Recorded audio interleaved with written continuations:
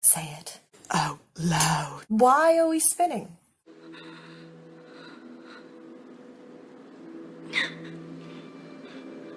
Okay, why are we tilted? Why do we keep going from afar to real close?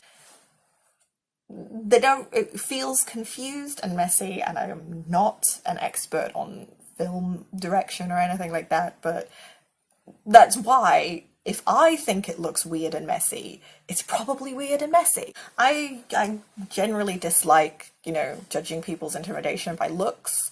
I think it's because I want to be scary, and no one ever takes me seriously when I'm mad. Man. But he's just not intimidating, and he's trying really, really hard, but he just isn't. And possibly he's trying too hard, and it's really coming across. He's like, it's just a little too much. Or maybe he's not trying too hard, and maybe that's his, sort of subpar, because I know Robert Pattinson wasn't necessarily invested in the movie, so maybe he wasn't trying that hard, but it's not working for me. I'm not intimidated. It doesn't feel scary. The framing of it as well, and of course the effects are bad. But then he reveals the single most controversial addition to vampire lore in probably the history of vampire lore. The thing that got Stephanie Meyer lampooned, and the thing that teenage me went absolutely feral over. I'm talking, of course, about the sparkle. Beautiful. This is the skin of a killer, Bill. Yeah, it's still dumb. The sparkle is still dumb. It doesn't make sense. It clearly marks them as not human, so if it's supposed to draw humans in to be eaten by them, it doesn't work. It doesn't damage them in any way, so it's not, the reason sunlight hurts them and other things hurt them is so that you don't have OP monsters. You can do stuff to them. So in a way, she's kind of removed the damage. They don't need to sleep. They're not vulnerable to crosses or holy water, and they don't burn in sunlight. Basically, their only danger to them is other vampires. I guess because this isn't a human versus vampire story, they don't need to be vulnerable to humans, but it does seem like a strange choice. But the movie makes it worse because they add, it's not only does he sparkle, but he also makes a beautiful fairy tinkling sound when he goes into the sun. Ooh, it's like fairy bells. Makes it even less intimidating. They could have made a violin screech, or made it scary, but instead they're ooh, tinkle tinkle tinkle. Just you dug yourself even further into the sparkle hole. I really dislike this whole scene. I really dislike it because of the fact that their established relationship has been so wonky. He saved her once from some people because he was stalking her, and by his own admission he was stalking her, and he's all he's basically saying, he's literally saying to her, I want to eat you. There is nothing I want more in this world right now than to consume your blood, which will kill you. That's a straight up red flag. That is the reddest of flags. That's a red tapestry. And Bella, for no discernible reason, no evidence enough that I feel has been given, goes, I trust you. I trust you. Oh, you won't hurt me. That's not a character I want to root for. That's a maniac. That's a character who has no self-preservation, no self-love. She's just gone straight into the literal arms of the jaws of the lion. It's crazy. If she'd been a little bit intimidated, if there'd been a moment of her running away and then coming back, if we'd seen more of them genuinely connecting before this whole reveal, there's got to be a reason they're pulled together, but it just feels like she just runs straight at him and he's all well, I want to eat you, so okay. There's no reason at this point for me to believe that he isn't doing all of this to eat her, and this isn't part of a long con. He's a vampire. He might sparkle, but he's still a vampire. It's also shot really bad. They both look washed out and dead, and only one of them is supposed to look dead, so something's gone wrong.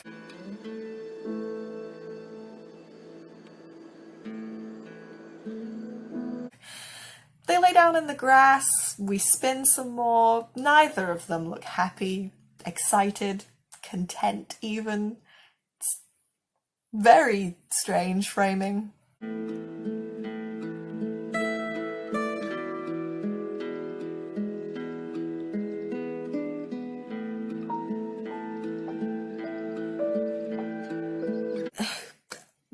Like I said, this is too quick. Like, devotion this quick, it's like, again, the whole contents of the movie apparently occur within a month, maybe a month and a half, maybe two. Very short time frame for Bella to go from, well, you're pretty hot and cold with me, to, I love you with all my heart, and there is nothing I want more in this world than to be with you. It's insane. Very scary, very unhealthy, and the fact that there's no real repercussions for that, like, it doesn't get addressed in the movie. It's considered a good thing that she's so into it. It's bad. I don't like it. It really suggests that Bella has no sense of self, that she would throw herself so deeply into a relationship, which is not totally out of the realm of teenage romance. You're a teenager, you don't necessarily handle romance very well. I mean, I think if it's your first romance, you don't necessarily have to be a teenager for this to apply. It could happen if you're an adult, but it does feel, you know, it's possible that it's just because she's 16 and he's amazing and awesome and everything. And I do remember crying just wholeheartedly in my kitchen over a boy, and there was a part of my brain that was like, this is ridiculous, you aren't actually this sad, but there was a part of my brain like, cry bitch, this is your only chance for drama. And like, I was right, that was my only chance for drama. Just totally like full on like Jane Austen, oh, my man has left me and I am bereft. And I still look back on it with charm. It was the boy was horrible. I should not have had a crush on him. Obviously he wasn't interested. I was just like straight like, we're gonna be together. But so I guess I can understand it, but also I still wouldn't, like, if he'd been like, hey, I'm a murderer and I want to murder you, I wouldn't have been like, oh, that's fine, you won't murder me. I'd have been like, oh, yikes, okay, I'm outie. So, even in my most dramatic, I probably still wouldn't have hung out with someone who admitted they wanted to kill me. So, I got one up on Bella. Edward, on the other hand, Edward's like complete, like total devotion to Bella. I get a little more because I feel it interplays with his hunger. Like, he's interested in her because he can't read her mind. He is attracted to her because he's literally attracted to her scent and the taste that he imagines she will have. And these interplay weirdly with each other to create this sort of like magnetism towards her. So the vampire's attraction to the human makes more sense than the human's attraction to the vampire. And normally you have to justify it the other way around, because it's like, why would this hundreds of years old vampire be attracted to a baby, essentially? But in this case, Edward actually makes more sense than Bella. What confuses me a little about the Cullens is, why did Carlisle turn Edward? He says, like, Edward was the first, so, like, his firstborn. And Edward says, he turned me, and then he turned his wife, Esme. So it wasn't like Esme and Carlisle were like, oh, we want to adopt a baby. Let's create one from this dying boy. Which I would have understood to an extent. But no, instead Carlisle was like, I want to turn this teenage boy and this adult human woman, and then I'm going to date the human woman and marry her, and the teenage boy will be my son. At the same time? He turned them both at the same time, so this is confusing. maybe maybe it was a Bella Edward situation where he was in love with Esme and wanted to turn her but wasn't sure if he could resist, so he did a test on Edward. He's like, real quick, let me just see if I can resist the urge on this like teenage boy. He's gonna die anyway, so it's all good. And then he's like, oh, I did it, and then does it to Esme, and then like out of guilt adopts him. I want to believe that's what happened. I don't care what the books say now. Harry Clearwater's homemade fish fry. Good man.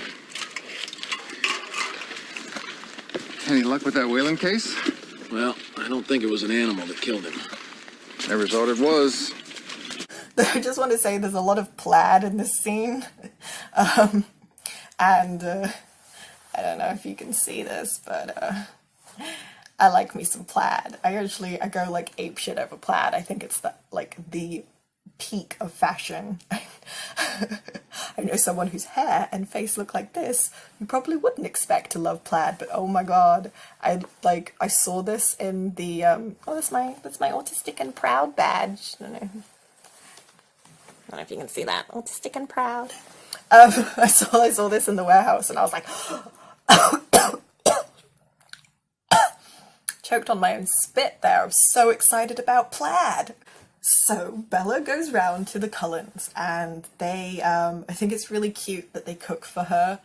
That does seem to be a vampire thing. There's actually a few things in this that I do think, like, I know I was like hated Stephanie for so long because of the sparkling, but she gets vampires pretty right. It's almost unintentionally sometimes, like when Emmett's just standing up in the back of a truck. It feels like so extra, it's very vampiric. And this scene also kind of points it out. I think it's cute that they cook for Bella, you know, they want to use their kitchen for the first time, but also they cook Italian for her because her name is Bella. And I think it's pretty accurate that the hundreds of years old vampires are racist. I think it's like probably accidentally really accurate to the fact that they're probably from a time when you could just be like, oh, your name's Bella, you must be Italian, let me be like racially profiling of you because I'm from the 1800s. The other Cullens are so strange. I mean, I've already brought up Carlisle and his possible motives. Esme, who like turned into a vampire and was immediately like, okay, cool, let's adopt this almost grown man. Rosalie, who is just super angry for like no good reason other than, you know, Bella's existence puts them all in danger, so I guess she has a good reason, but like everyone else is so chill, she just seems like real mad. Emmett cracks me up, and I don't know what it is. I think it's the fact that he's like a dude bro, but an ancient vampire. It's like, from what time period is Emmett that he could be so... Was he turned like super recently, like in the 90s? Because he seems like a 90s sort of dude bro. Yeah, well the problem is, you two have gone public now, so... No, she should know. Alice turns up and Alice confuses me. I wanna like Alice. Hi, Bella. She's like, you know, cutesy and a little bit airy-fairy and, you know, sweet and stuff, and I like to imagine that's what I'm like. When she's kind of like childlike, right? And she's kind of got like a baby voice going on, which is kind of annoying, but to be fair, I know that I do that, and it's pretty common for autistic people to come across as childish or younger than they actually are, and to act in those ways, and it like weirds people out. So I feel bad that it weirds me out. It weirds me out. I don't know what it is. I don't know if it's the actress. I don't know if it's the way it's framed. I don't like it. I want to like Alice, but I don't. Jasper, on the other hand. Jasper's our newest vegetarian. It's a little difficult for him. It's a pleasure to meet you. It's okay, Jasper. You won't hurt her. He is so intense, and the actor, I think the actor is having a great time, because he's just like...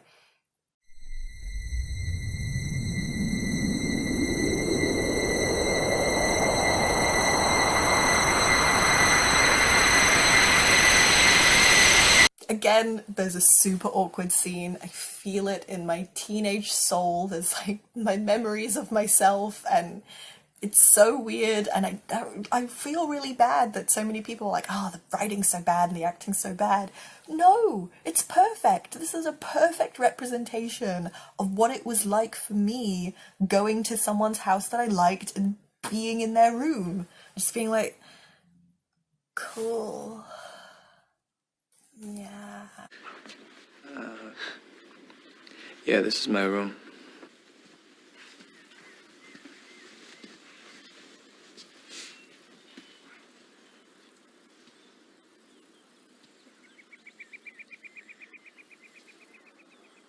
No bed? No, I don't sleep. Ever? No, not at all.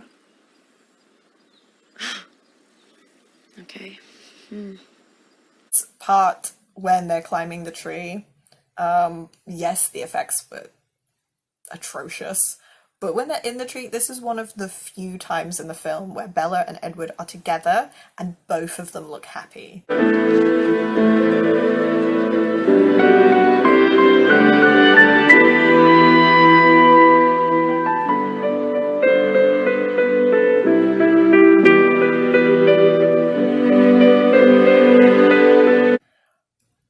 That is bad. It's bad for your visual story that your main romance primarily has shots of the two of them together where at least one of them is looking miserable. Bad direction. That's not, like, that's just bad direction. You should have had more shots of both of your actors looking like they enjoyed being next to each other, like they were enjoying each other's company. It doesn't make the relationship believable because a majority of this movie, a majority of the time they're together, they don't look happy together. Oh god. So Edward breaks into Bella's room, and it's creepy and stalkerish, and it's played off romantically. I like watching you sleep. It's kind of fascinating to me. He says he likes watching her sleep, and this makes me think of a scene earlier in the movie where Bella wakes up. This is like before they're even friends even. This is way before they're dating or anything.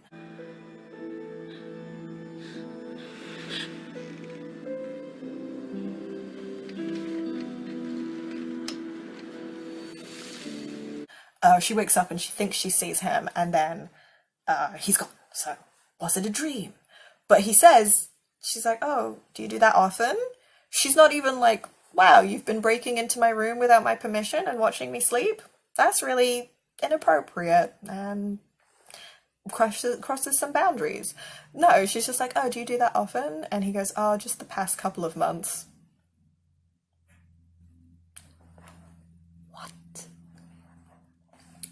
Again, if the previous line is to be believed, this movie takes course over a month.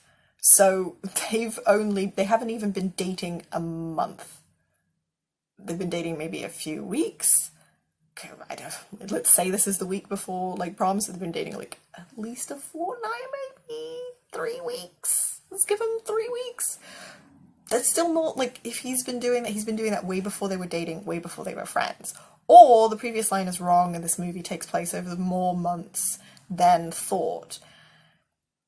It's hard to say. Time is pretty much an illusion. It's not very clear in this film. I want to believe it's over a month so I can be mad about it. That's me, though. Either way, if you are breaking into someone's room and watching them sleep, don't. Starters. If you're doing it when you're not dating, it's creepy and stalkerish. If you're doing it when you are dating, it's still creepy and stalkerish.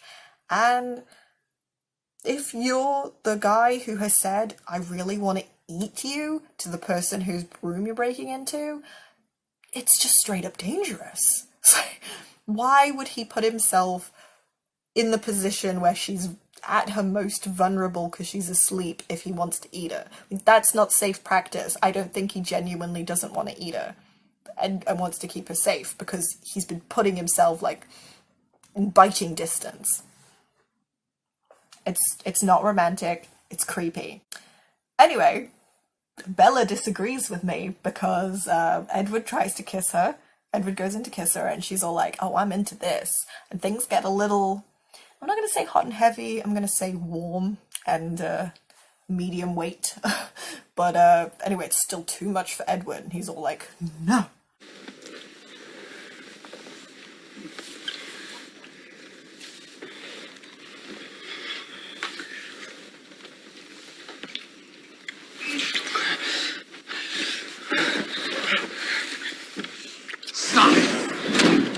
Baseball scene. I don't know why, but I like the baseball theme. I think it's cool.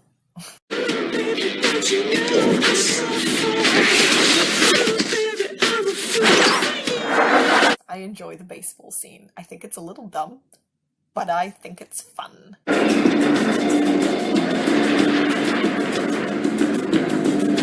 bad vampires arrive.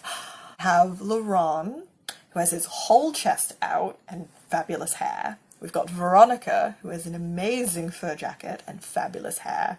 And James, who has bad hair and a stupid expression on his face. 2 out of 3 ain't bad. Almost going to play a friendly game of vampire baseball when we get the slow-mo wind again. And James, who apparently is an excellent tracker but couldn't smell a human a few meters away until she was upwind of him.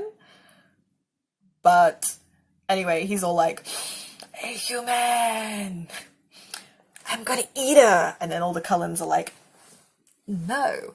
And suddenly we get animalistic sort of like crouching and growling. And the growls or snarls are clearly added in post. You brought a snack. A human? Obviously added in post, and it's awkward. It does not fit, because up until this point the Cullens have really not been animalistic in any way.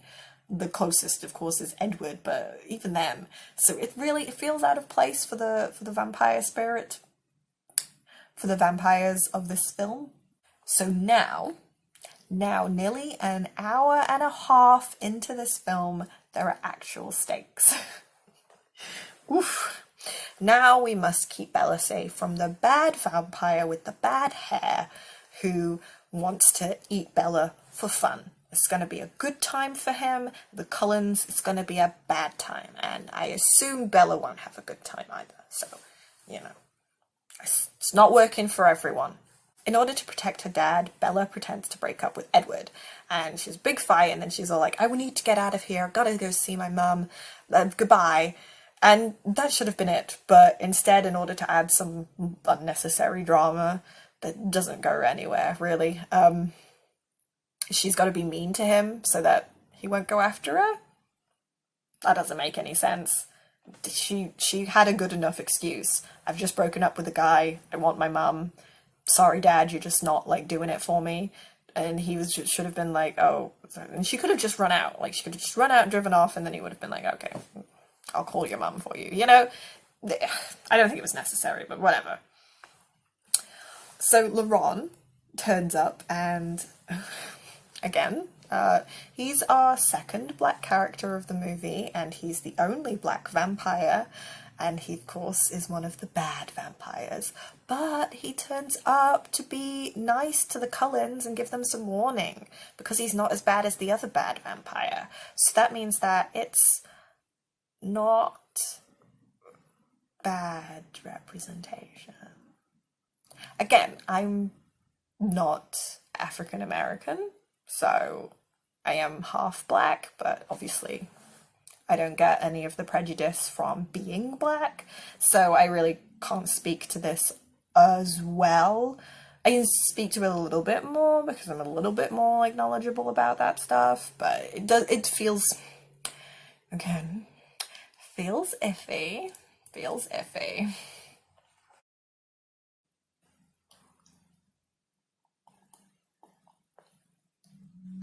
It's freezing cold by now. So Alice has a vision of the bad vampire, and I think visions can be difficult to get across in film. They can often be like kind of cheesy, particularly if it's a sort of like, you know, just a, you know, what's going on sort of thing. So I like that Jasper, first of all, he's really like supportive and caring, and I like a supportive and caring relationship. You know, she supports him by assuring him earlier that he won't hurt Bella, which must be quite comforting for him. And he, you know, supports her through the vision, gives her paper to help her express her vision. I like that. I think that's a cute little relationship thing going on there. I ship it. And they plan on running away and saving Bella, and she gets a phone call, and Bad Vampire's all like, I got your mom, you better come and get her. And Bella's all like, don't kill my mom.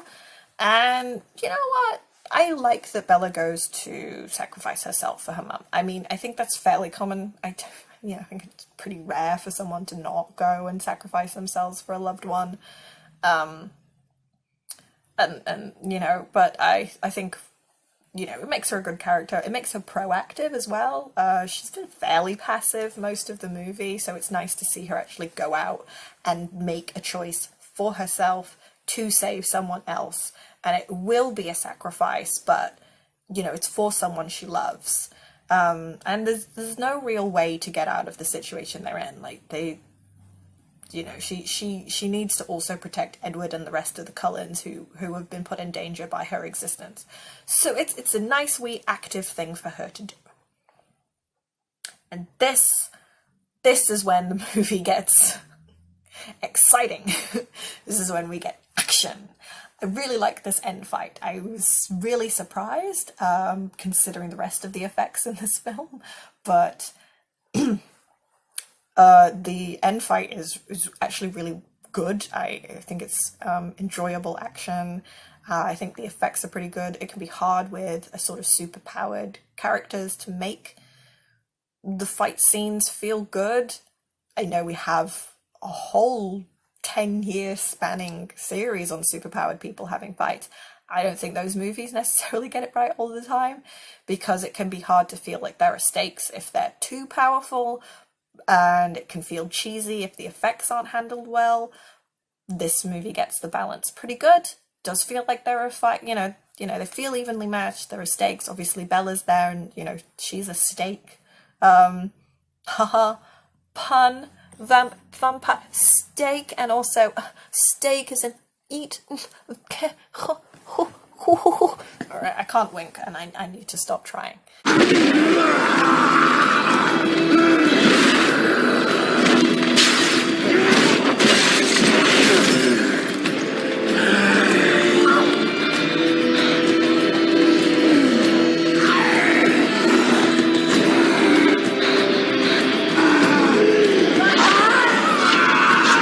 Straight up rips James's throat out with his teeth. I love that. I really wish there was more violence in these films. I know that makes me sound kind of psychotic. I wish there was more violence. But they're vampires. You gotta have violence with your vampires. It's over pretty quickly. Alice rips his head off. They burn his body. That's good. I enjoyed that. I was like, yeah! Vamp on vamp violence, rip his head off, because I'm just like violence, alright? Bella has been bitten, and if she is not treated, she will turn into a vampire. And Alice is like, yeah, I'll let her, she's gonna. I've had a vision about it. And Edward's like, no.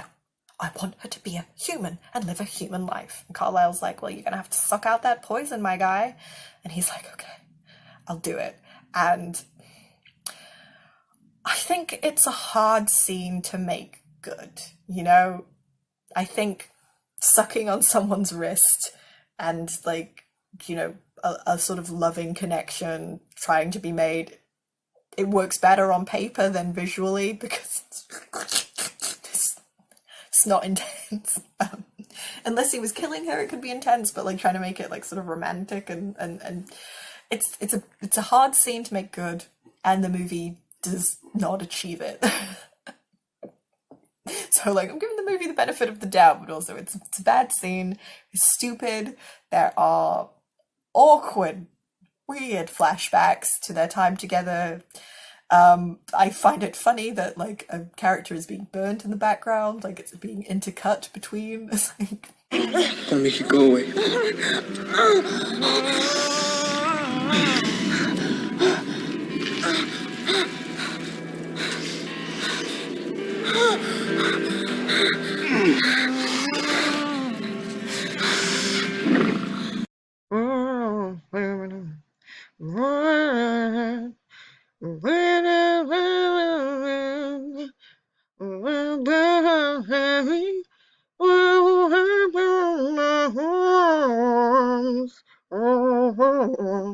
Death is peaceful. Easy. Let me sign. Life is harder. so Bella wakes up in a hospital, and her mum's there, and her mum's like, oh, I'm so glad you're okay. So you broke up with Edward, but he went to go and get you, and you went to his hotel room, and you fell down some stairs and out a window and broke your leg and lost a lot of blood, and you can come and move back in with me. And Bella's like the first thing she asks when she wakes up is, where's Edward? Oh, he's there, sleeping. He never leaves. And second of all, like, when her mum's like, oh, you can come live with me in Jacksonville, Bella's like, no, I want to live in Forks. I can't leave Forks. And the mum's like, okay, we'll talk about it. And then she, like, leaves. So she leaves. And I was just like, how must this look from the mum's perspective, right? Your daughter goes away, and she gets a boyfriend fairly quickly, and then you find out that she broke up in a shouting match. Like, she was yelling and got so upset that she had to leave Forks immediately to drive to your old house because she broke up with this boyfriend. You think you've been told that the boy and his dad come to win her back, and she goes over to their hotel room, and then she has fallen down a flight of stairs and through a window. Your daughter then wakes up, immediately asks where he is, finds out he's in the room, and then when you suggest that she come live with you, is like, no, we can't, I have to stay where I am. Tapestry of red flags. I don't want to say she's a bad mum, but if it was my daughter, I wouldn't have let the boy she just screamed and broken up with, and I don't know if they've made up, stay in the room. Especially would feel weird about her immediately asking about him and seeming so terrified to leave him, especially.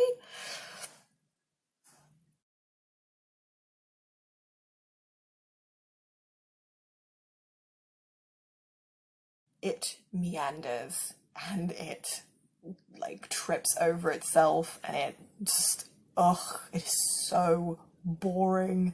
And it's just her going to prom, and then she dances with, she sees all her human friends, and she's like, oh, hey, human friends. And then she dances with Edward, but it's like, that shouldn't take that long, but it does. It takes so long, and it's so boring. And I'm like, well, you just had a huge action scene. You had the climax of your film. This is not wrapping anything up. And then we tease Victoria, and then it's over.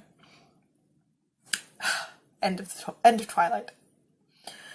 Overall, as has been said before, this movie really did not deserve the bad write-up it got. Like, people ripped into it. It was the worst movie, not only of the year, but of all time. The books were the worst thing ever.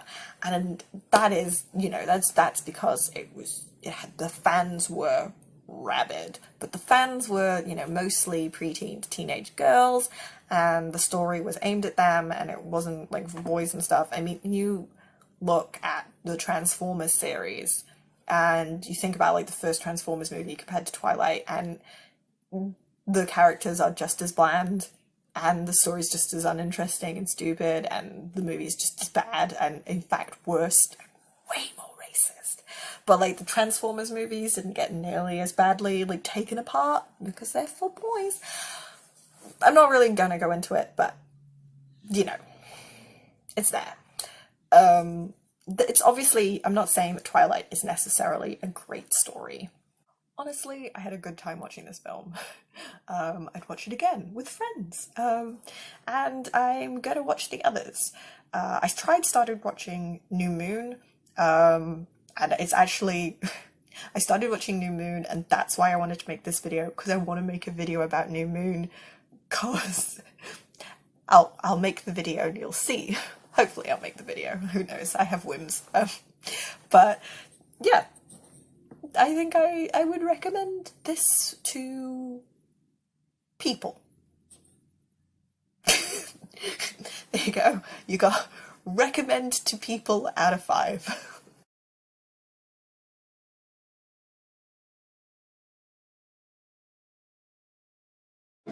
So, could you use 3 more players? Oh, come on. Just 1 game. All of the other stuff aside, I wonder if Laurent just tells them about James and stuff because he was just real pissed off that he didn't get to play baseball. He seemed like genuinely excited to play baseball with the Cullens, like, oh, new vampire friends, we can play vampire baseball, yay! Like, there's enough people for a whole team. And then James is like, I'm gonna kill someone. And Laurent's like, God damn it, James, I was this close to playing a sport for the first time in 100 years. Fuck you.